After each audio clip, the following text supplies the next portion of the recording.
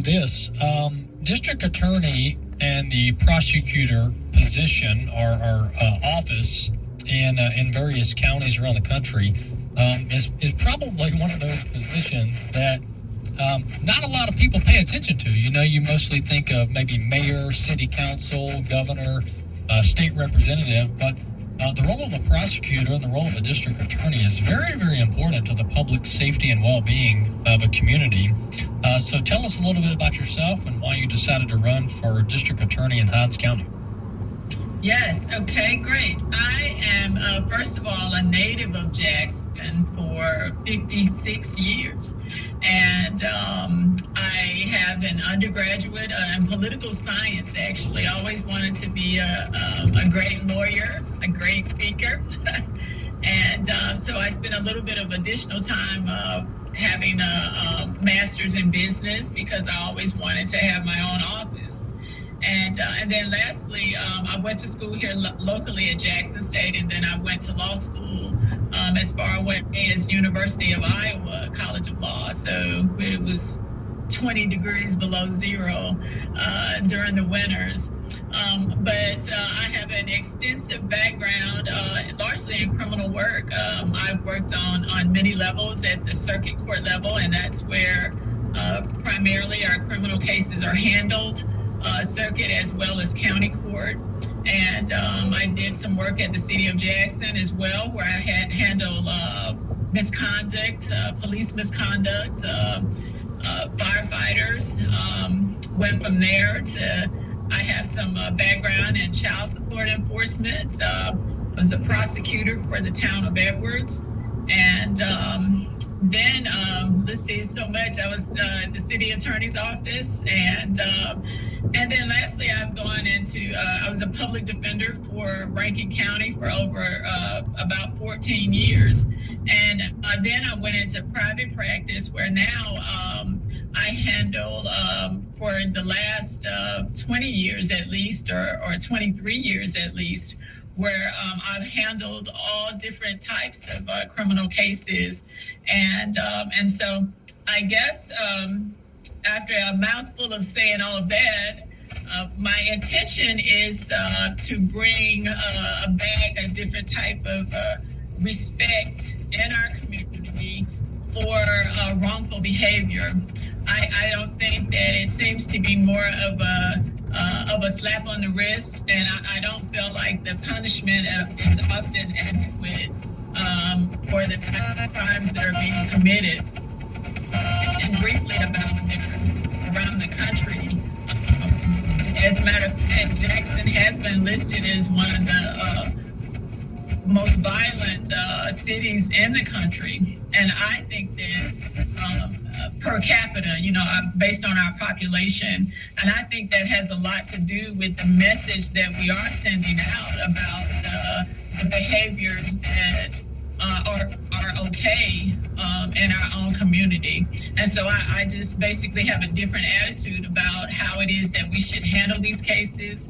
I am a very experienced trial attorney, and so a lot comes with when you're handling criminal cases, because we have to look both at the rights that criminal defendants do have, but there's an extensive job that a prosecutor has to do to make sure that our citizens are safe.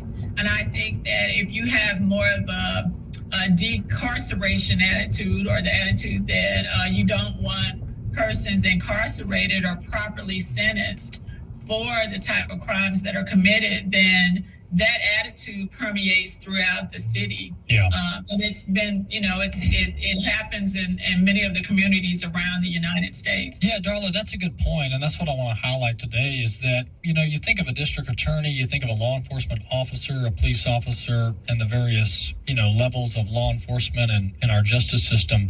And you assume that everybody going into it wants what's in the best interest of the public. And that is that when people commit crimes of varying types, that they are punished accordingly, and that it's a deterrent, that punishment and our justice system is a deterrent for future criminals, our future potential criminals. But the way that some of these prosecutors are operating is what's called soft on crime, and that is they make excuses.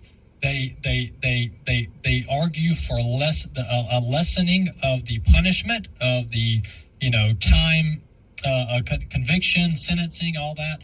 But that's so the assumption is that all prosecutors are against criminals and are in favor of protecting the public. But what we've seen is that's not always the case. So expound a little bit more on the fact that prosecutors do have some leeway and they can go soft on crime, unfortunately. Exactly. A prosecutor can, and certainly you spoke a minute ago about the fact that we don't know what prosecutors do so much. And a prosecutor has quite a bit of leeway as to what cases they choose to prosecute, which ones they feel are important. Let's say car burglaries, for example, or auto burglaries. And if there is sort of across the board decision about drug cases, auto burglaries, and other type crimes of that nature, then when you're looking at what message is sent out in the community, if a prosecutor decides that those cases aren't necessarily worth prosecuting, then you will have a rash of that type of crimes that occur, primarily because the prosecutor may decide that that is not something that's as important.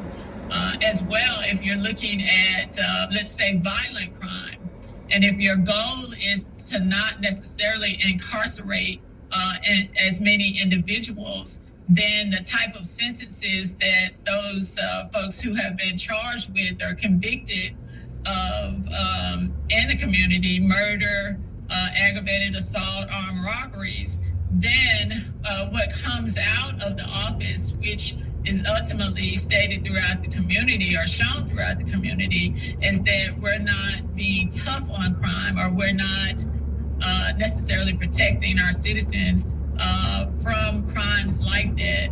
And so when there may be an effort to not deal with those cases as they should be, then what happens is that when you go out, no message is sent out at all, regarding what will be the price that will be paid, and then ultimately protecting the citizens in the community. Let me ask you this. Yeah, Darla, in Hinds County, this is where you're running for district attorney. What is the public sentiment now that you're reading? I mean, currently there's, number one, tell us a little bit about the current prosecutor, the current district attorney, and what's the public, what are you seeing out there? Are people caring about this? Are people unconcerned about this? What are you seeing on the ground? Okay, well, let me say this quickly. I ran in 2019, and my platform is different. Largely, I believe the current DA runs on a platform of reform and alternatives to incarceration. My platform is opposite. I feel that at this point, where we are in our community, in both Jackson as well as in the entire county, we are more or less in a crisis, quite frankly. And my focus is primarily on violent crime. I have no, I have my thoughts about first offenders and trying to help those, because right now what I own is a expungement center. And so I certainly want to help those individuals who were indeed involved in nonviolent crimes and could get charges removed from their record. I believe in that. But I think what we're facing is a situation where we have got to make violent crime our priority, and to focus on those things that we can do to clean this up in our community. So the feel for it, in my opinion, is that, and what I've encountered, I've been running since January, so I'm so happy to see September make it around the bend here. But I think people are tired of it, and people want to see a district attorney who is going to express the fact that there are consequences for what happened in our community. We want Yeah. to see that when there is violent crime, that it's addressed and that folks are incarcerated. I mean, Yeah. that's the bottom line. But- there should be Yeah, a but- sentence. Sure, Go ahead. but Darla, yeah, one thing I want to point out though is that we've got to be careful not to highlight violent crime as the only crime, because Oh, no, I'm covering these stories of these thefts, and nobody's arresting them because they're not quote unquote violent crimes. They're just stealing people's livelihoods. Yeah. So that can't be minimized as well. I think that needs to be equally highlighted. You know, and to your point about the role of a prosecutor and having sympathy for people who've committed crimes, that's not really the role of a prosecutor. I mean, you've got attorneys out there, you've got nonprofits, and you got people out there that's what they're there for. They're there to help people clear their name, get a job, move on with life. But that's not really the job of a prosecutor, just like it's not the job of law enforcement to babysit. So I think it's good that we're trying to refocus our attention on the primary duty of prosecutors, and that is to punish criminals. That's what they're there for, is to punish crime. So I'm glad that we're highlighting that. We got about 2 minutes left. I'll give you the last word. Okay. Well, I encourage everyone to. I have run so much into those folks who are not happy anymore, who are not satisfied, and throughout Hinds County, I have many. I've dealt with lots of law enforcement throughout the entire county, and I encourage everyone that if you're looking for something different, if you want leadership, if you want to see a DA who is going to be out in your community, then you go vote. It's kind of a cliche, Darla for DA, and it's easy to remember my name, Darla Palmer, and I'm a trial experienced attorney, and that's what I do. I do for a living is I try cases, and I think that we need to start to send the message that the person who's in charge can handle that role, and to thereafter send out a message that this crime needs to stop. And once folks know that there's someone there who's going to enforce the law, who's going to prosecute the law, my last saying is that everybody doesn't. I don't want everybody to go to jail, but somebody's going, and that's just like you said about prosecution. That's what we're there for, and that goes a long way when we're trying to protect our citizens. And we should not. It affects economics, all of those things, because people are moving out of our tax base. They're moving out of Jackson primarily and going to the outer parts of Hinds County. And we certainly do not have to live in the manner that we've been living when it comes to a prosecutor who needs to basically say there needs to be responsibility for what happens in our community. Yeah, absolutely. Hey, Darla Palmer, thanks so much for coming on the program, and appreciate you coming on, and good luck in November. Thank you so much. Thank you. All right, thank you very much. That's Darla Palmer. She's a 26-year criminal trial attorney, currently running for Hinds County District Attorney in November. And as you guys know, we interview various current public officials and people seeking public office. We interview them pretty frequently here on the program, every so often. And we don't endorse anybody. We can't endorse anybody, but we interview it because it's a news item. It's newsworthy. And people are very interested in what's going on in our country, and people that are running to fix some of the issues, like Darla Palmer. This narrative. This is, by the way, this is a Marxist left-wing narrative aimed at bringing about societal chaos, anarchy, and lawlessness to ultimately demoralize a culture, and that is this excuse making for criminals. The excuse making for criminals.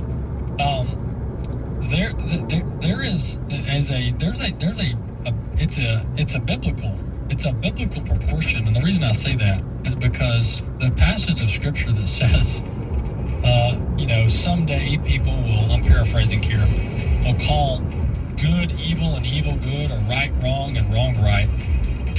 That's where we are, and scripture also teaches about forgiveness. It teaches about restoration. That's the whole central point of the gospel, is that we're all sinners and we're in need of Jesus.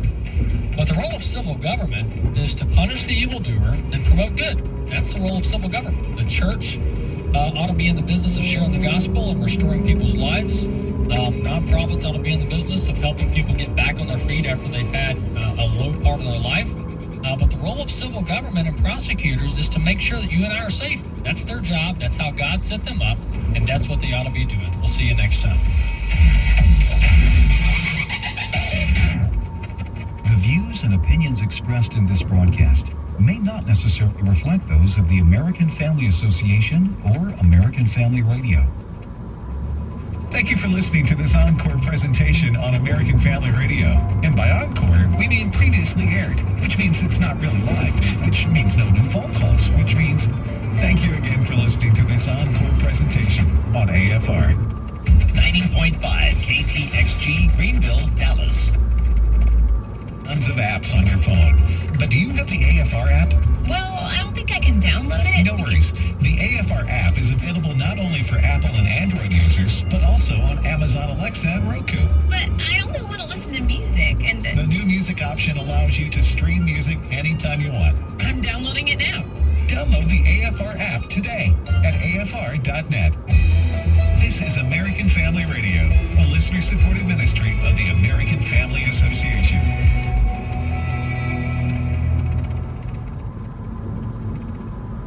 This is a word from Israel, a devotional moment to encourage you directly from the land of Israel. Dr. Wayne Hillsden. Dr. Hillsden co-founded King of Kings Ministries in Jerusalem. The King of Kings community includes dozens of congregations and organizations in Israel. King of Kings also has a global reach online to help those who love Israel to connect with the Jewish people and the land of Israel. You can find out more about King of Kings Ministries when you visit kkm.net. That's kkm.net.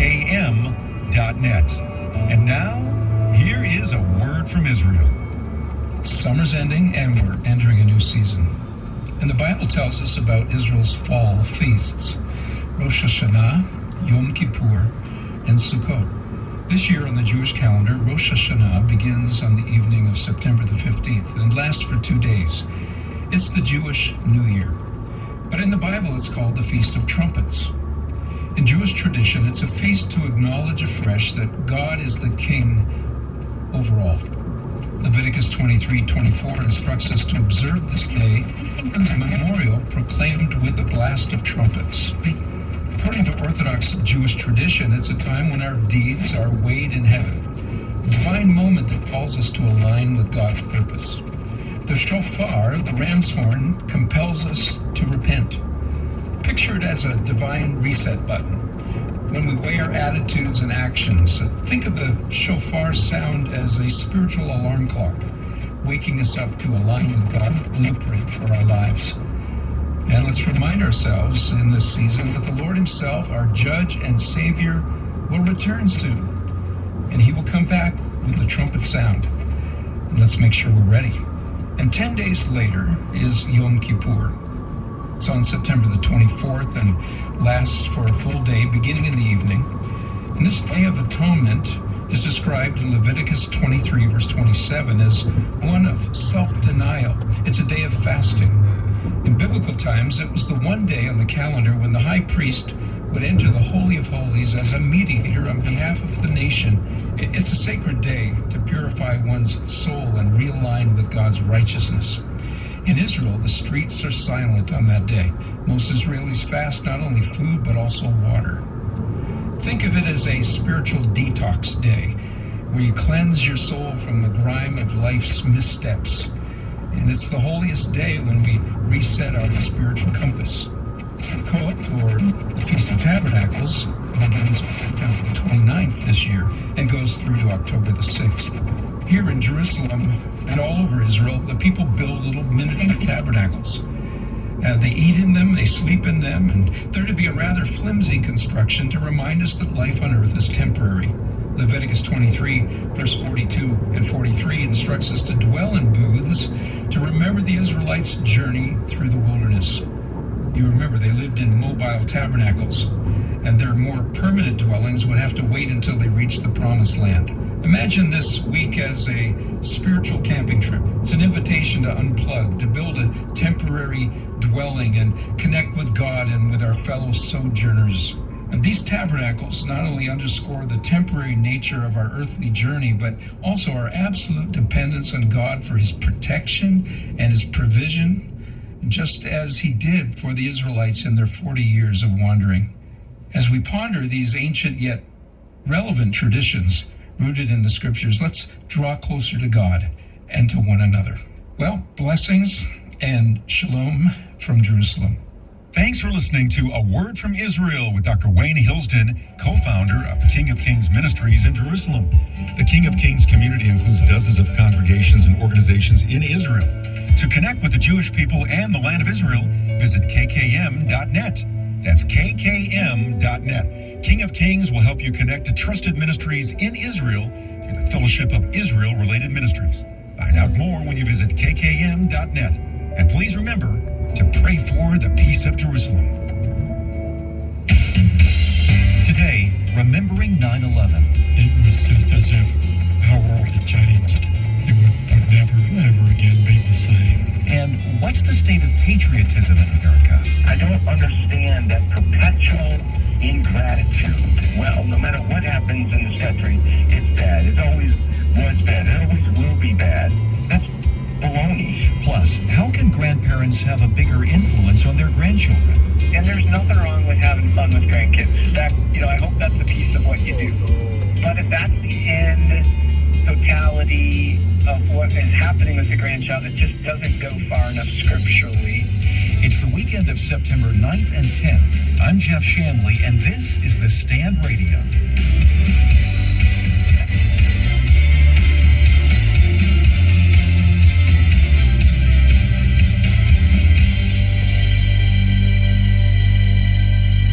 Patriot Day is this Monday, September the 11th.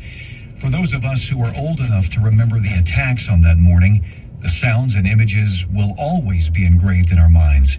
We asked Randall Murphy, the editor of The Stand magazine for over 40 years, to help us recall that morning.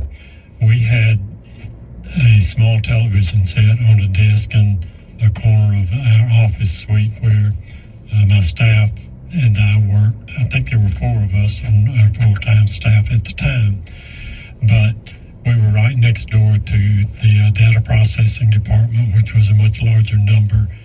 And when we first heard news of what had happened, we thought there must be some mistake. But we turned on the little television set, a little black and white television, as I recall. And sure enough, right away, we saw a replay of the first crash into the first building. Again, we thought, even then, we thought there must be some error here. But it was only minutes before the second plane hit the second tower of the World Trade Center, and we knew that we, in Tupelo, Mississippi, we felt under attack.